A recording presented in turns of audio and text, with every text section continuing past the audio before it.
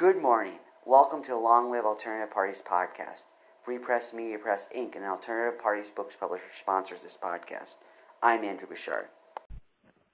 Welcome to the Long Live Alternative Parties podcast. Today we have a guest we've had before, 2 times before, and he is gracious enough to come back and share some more ideas.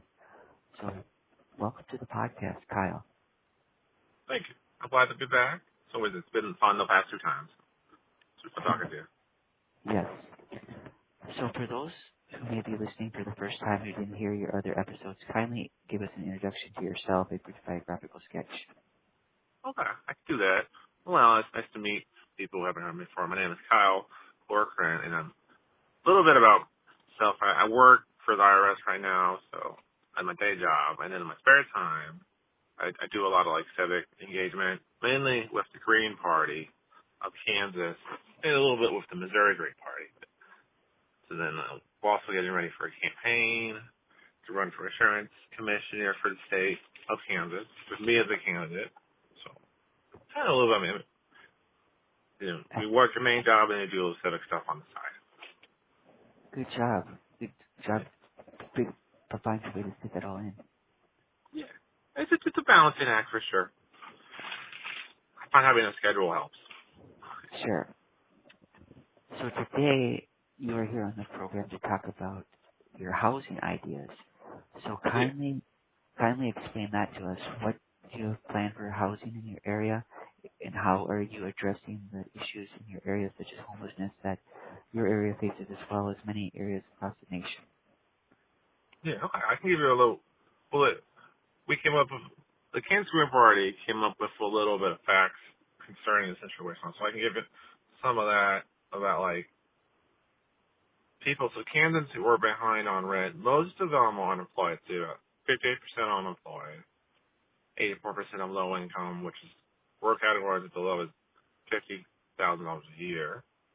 The lost income dropped 44%, and the people of color is about 32%. So if you look at that, the majority of people who are behind on rent or are homeless, they still make enough money. So to address that, you want to decommodify housing in the long term, but the short term, you need to make it more affordable. So that means adjusting the prices of housing to what people actually make, then rather than a flat rate. It's kind of a first step, is what we're like. This is what we want, So that might include, with this first step, you want to cancel, at least you want to cancel the rent until people are back on their feet because of COVID or mortgage payments. There has to be better regulation of landlords, who are kind of abusive. Hopefully, give some money into a public system where the housing is building housing for people, regardless of profit, that kind of thing. Those are kind of the immediate ones. But the long-term one would be decommodify housing. As long as you commodify it, people who don't make enough money are going to get left behind. Okay. Can you explain what you mean by decommodify? So, today's housing is kind of subject to a market. So it's assigned a value when you pay for it, and then you sell it for whatever value. You can't. It's like treating it's like buying an item from a store that you can do whatever you want with. If you do that, it just leaves people behind. You go to a store and there's different price tags, and depending on how much money you can't afford all that. You shouldn't apply that to something as basic as housing. It works for other things, but something housing, it shouldn't work that way. That kind of think about it. Think about it buying something from a store. So if you make it, we want to get away from that type of production. Sure. Do you know anywhere in the world that has commodified housing, or in the nation? I know that in some parts of the world they have they have the government will set up funds. They just build housing for people, and then they give it to them depending on like your income, and then they have like a private side, so they do a little bit of both. So if you have more money, you can, treat housing like a commodity and just buy a house as big as you want. But if you don't, the government will provide you with a home. So that, as far as the U.S., it's not very common. There's, there's a couple places in Kansas where they have like rent assisted programs where it's owned by like a city government or a state government, and they charge you a rent at a lower level. But they're not. So you're just paying the state or the city government. You're not paying the own. So you're not really gaining any capital for yourself. Okay. So it's kind of a cycle. You want people to be able to stable on their own and not be like, this is my house, I own it. It's not subject to someone else. Sure. Which is what we have now. Too much.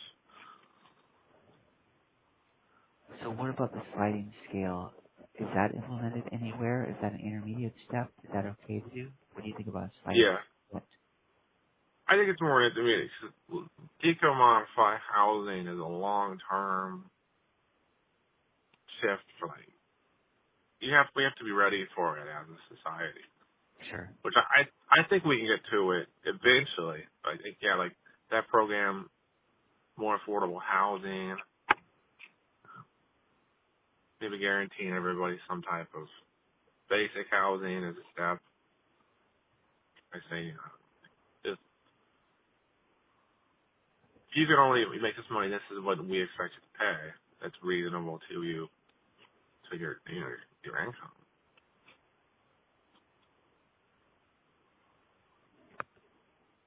How would you address the people who are going to say this is going to cause a lot of tax increases and cost a lot of money? How are you going to address people who say that? It's a fair point. This is going to have to happen at some point. So we spend millions of dollars on other things, like the military. So or we could take money from that. I don't know, their budget's in the millions every year. See, you just borrow money from other areas. We just redistribute. Or it's not like the American economy does not have the capability to produce the level of capital that would be needed. Okay. It's just about priorities. What are we going to prioritize? Are we going to prioritize people being taken care of, regardless of the cost, or we're not, or we don't care?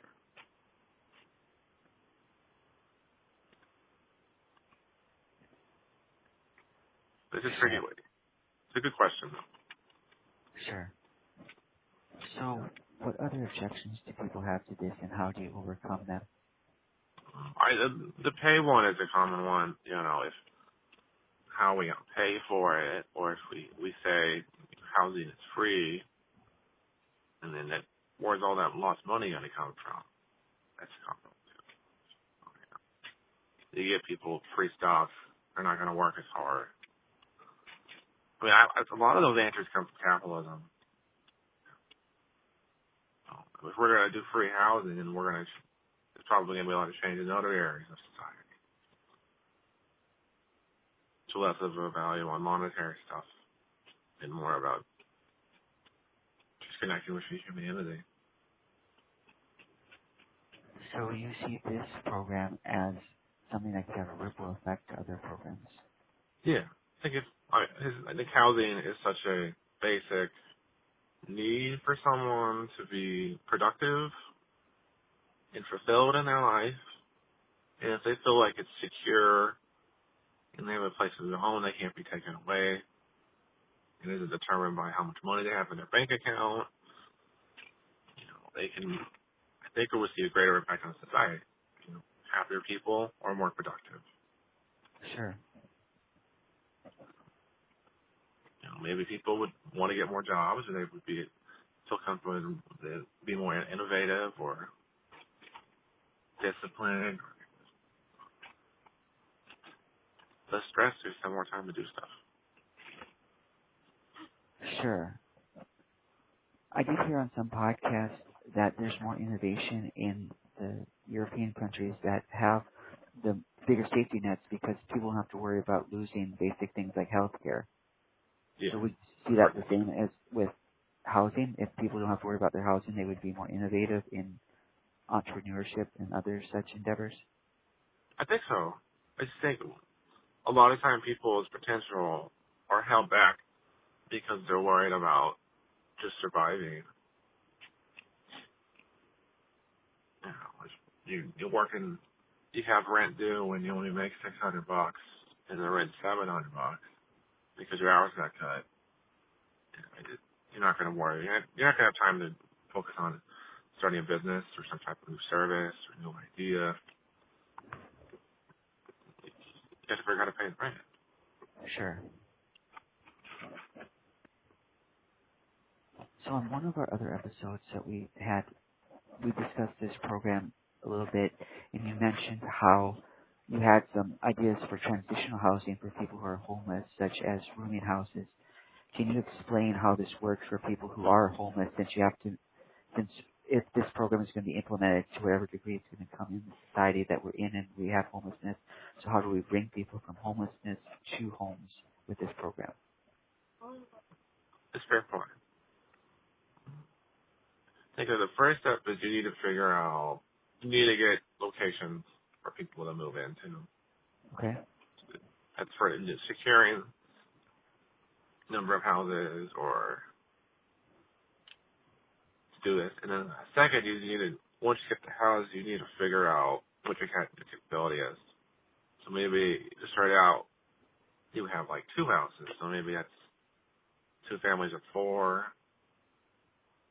So then they come in, they live there, and they maybe, if they get the time to get a job, set up a little bit, start making some money. Like you wouldn't charge them money, but they could give you money that will feed the program. But you need the program to keep going. We just keep buying houses.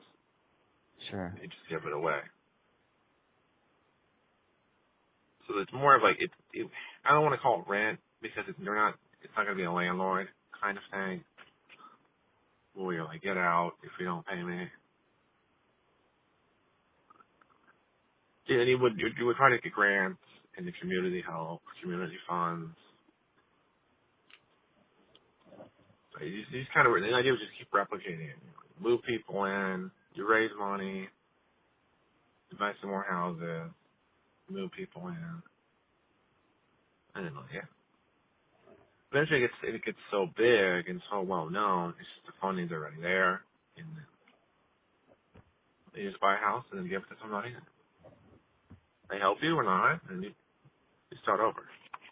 Sure. But the hardest part is actually buying those initial houses. Okay.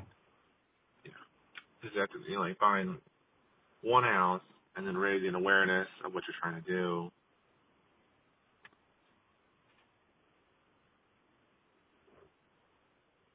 So how do you reach out? I'm sorry, go ahead. Oh, no, I mean, that's kind of the initial steps. The Okay. house, raise money, repeat. How do you reach out to the homeless people who need housing? Do you post advertisements? Do you walk into the communities? How do you reach out to them to share this stuff? Well, sometimes I know, here in Kansas City, there's a homeless union. So which is pretty cool. They're actually pretty cool. But so you would reach out to them because they have expressed interest before in getting houses and fixing them and rebuilding them with the whole thing of the city. Didn't want to do that. So they didn't. So that you could just talk to them. Maybe some of them already have community organizations that you can directly interact with. If not, I like it's good. You want to look around like homeless shelters or like cold water shelters with concentrations of where homeless folks gather, so you can kind of get a rapport with them. Sure. Be like, just trying to figure out who's the most vulnerable or who in immediate need of a house. Okay. Like a family of like parents and some kids. Try to get them before like a single person. Not that the one is more deserving than the other. That sounds kind of callous, but you're trying to be fair about it. And you want to be effective too. Yeah. Right. Sure. Yeah. Kids growing up in poverty, it was just as bad as anything else. Yes. Do you want to abolish landlords? Yeah.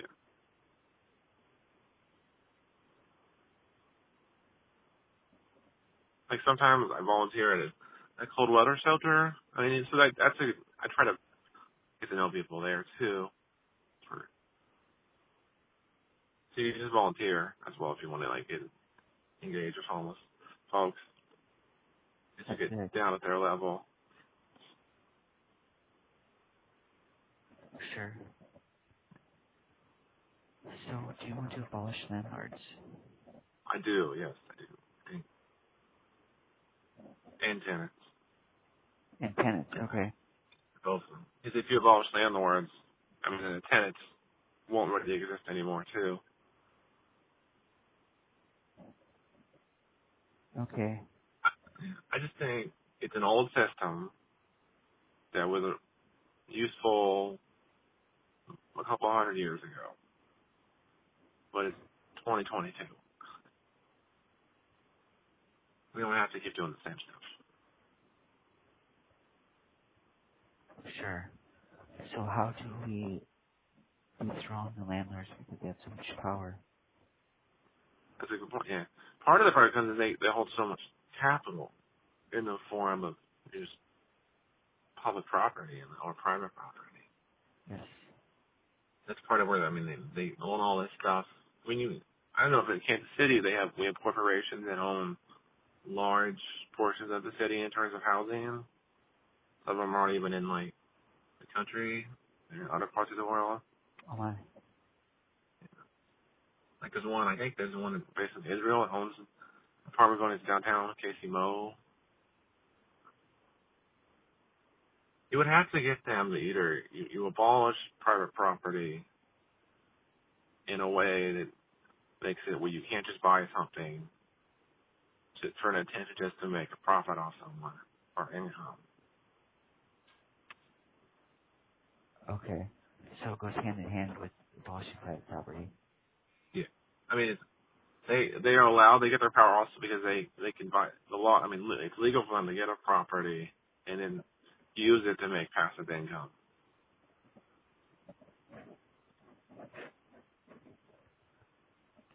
So would you abolish passive income? I think I would. Yes. I mean, or it's how you define it. If you define passive income in the sense of charging someone a service or something that is basic to their material existence, so like having shelter. Like I have a landlord myself, and she lives in like Europe. Because her husband's in like the military, Okay. so I've never even met her, but she still charges me like $2,000 rent. Well, she's not doing anything.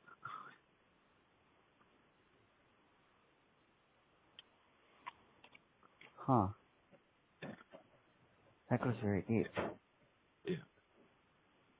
But she hired like a retail management company, but then they don't really do anything.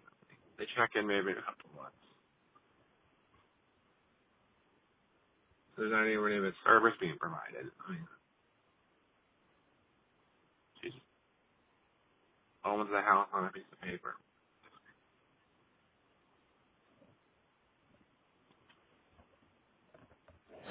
think about moratoriums? Are they a good response? Are they effective? Or are they just a reform piecemeal measure? I think they're effective for when COVID was really bad. Okay. It's still bad, but back in like April of like 2020, they were useful. But now I think they're not. They become more of a reform thing, and it isn't really working.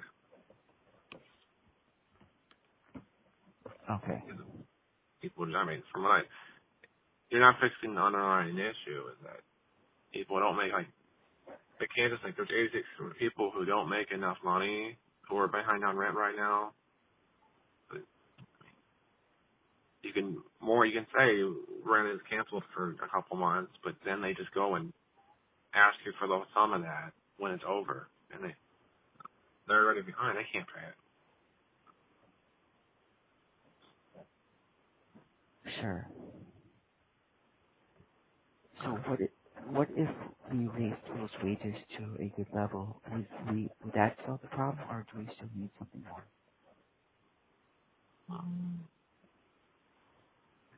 Did you repeat that? Yes. Some people would say we need to raise wages, and if we raise wages, that would be enough. We wouldn't have to deal with housing. Well, how would you respond to that? I mean, yes, it could. If you raise the wages to maybe like $20, $25, to keep up with inflation, you might see a temporary solution, but then it's the same problem as real. I mean, private property, landlords. What stops them from just raising rent prices or housing prices in response to a wage increase? Sure, good point. And then you're stuck if you don't have enough money, and you just expect to be treated differently. Sure.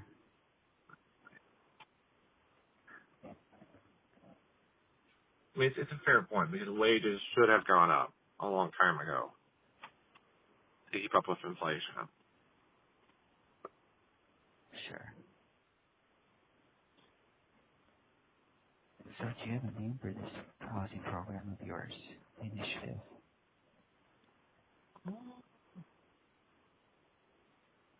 Like what? Wait, could you repeat that, please? Do you have a name for this program, for your Oh, housing yeah. initiative? Tentatively, I was playing around with. I don't know if anybody's seen A Wonderful Life. Sure. Yeah, when the Baileys have that building and loan kind of business with George Bailey and like his dad. So I was thinking the Neo building and loan.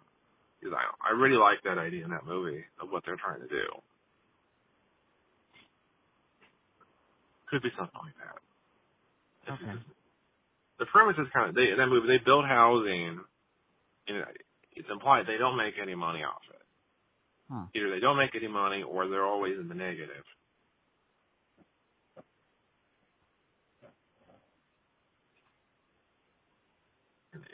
The money comes from the people of the town.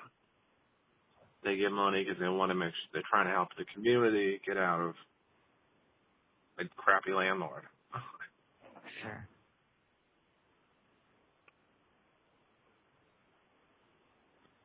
Kind of, yeah. That's what I was.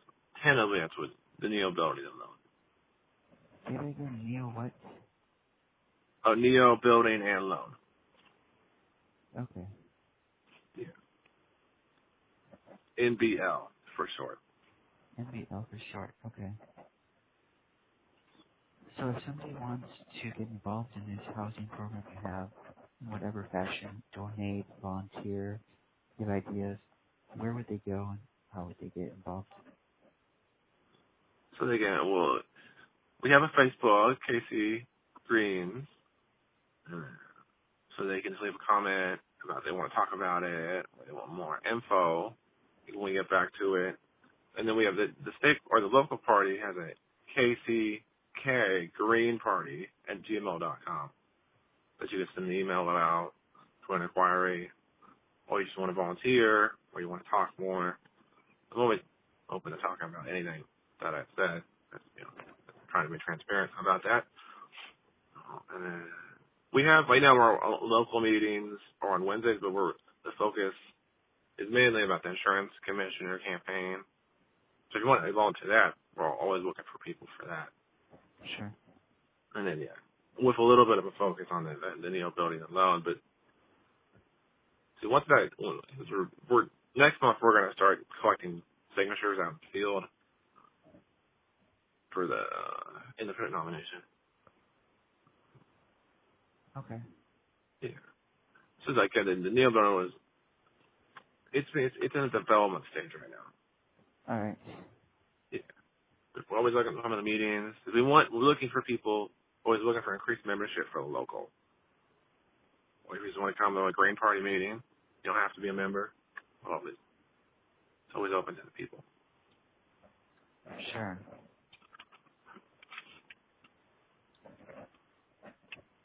Thank you, Kyle, for coming on the program and sharing your ideas with this new program you have.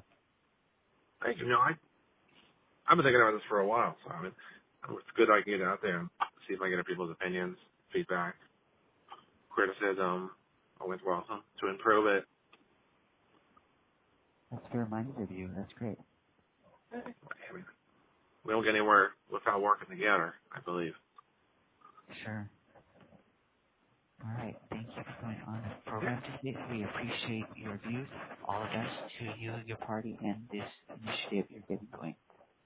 Thank you. I thank you for letting me be on there for the third time. It's been really fun. Yes, it's a great opportunity. I'd love to hear all your exciting ideas. So thank you. Thank you. All right. Take care and all the best. Yeah. Take care, guys.